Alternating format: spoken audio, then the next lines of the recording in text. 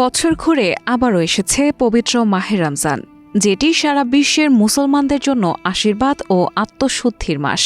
গতকাল থেকেই দেশে আনুষ্ঠানিকভাবে শুরু হয়েছে তারাবি নামাজ এবং প্রথম তারাবিকে কেন্দ্র করে বায়তুল মোকাররম জাতীয় মসজিদসহ পাড়া মহল্লার মসজিদেও ঢল নেমেছে মুসল্লিদের।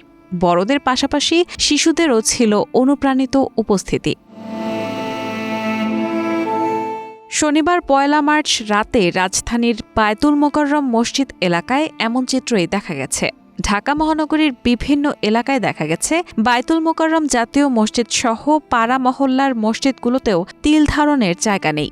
এমনকি অনেক মসজিদের আঙিনা ছাড়িয়ে রাস্তায় পর্যন্ত জায়নামাজ, চাদর ও পাটি বিছিয়ে মুসল্লিরা তারাবি নামাজ আদায় করেছেন। প্রতিটি মসজিদ যেন হয়ে উঠেছে এক বিশাল সমাবেশের স্থান, যেখানে একে অপরকে পাশে রেখে সবাই একত্রে আল্লাহর কাছে শুকর, দোয়া ও রহমত কামনা করছে।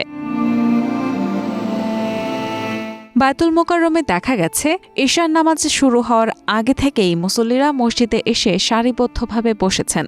মুসল্লিদের অনেকেই জায়নামাজ আর তাসবিহ নিয়ে এসেছেন, অনেকেই আবার নামাজের আগে নিজে আতর নিচ্ছেন এবং পরিচিতদেরও দিচ্ছেন। অন্যদিকে বায়তুল মোকাররম মসজিদের প্রবেশ মুখে বসেছে অস্থায়ী আতর ও টুপির দোকান। প্রতি বছরের মতো এবারও রমজান মাসে মসজিদে খতম তারাবি পড়ানোর বিশেষ নির্দেশনা দিয়েছে ইসলামিক ফাউন্ডেশন। নির্দেশনা অনুযায়ী তারাবির নামাজে প্রথম ৬ রমজানে কোরআন শরীফের ১.৫ পারা এবং পরবর্তী ২১ দিন ১ পারা করে পাঠ করতে হবে। গতকাল সন্ধ্যায় রমজানের চাঁদ দেখা যাওয়ার পর থেকেই রাজধানীসহ সারা দেশে বিরাজ করছে রোজার আমেজ।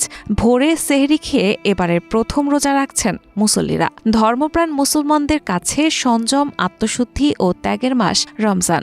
এই মাসে সুবে সাদিক থেকে সূর্যাস্ত পর্যন্ত পানাহার থেকে বিরত থাকার মাধ্যমে রোজা পালন করেন মুসলমানরা। এছাড়া মর্যাদাবান এই মাসের শেষ অংশে রয়েছে হাজার মাসের ইবাদতের চেয়েও উত্তম কদরের রাত। সবশেষে ১ মাসের সিয়াম সাধনা শেষে মুসলমানরা উদযাপন করবেন ঈদুল ফিতর। রাহানা মুন, প্রবাস খবর।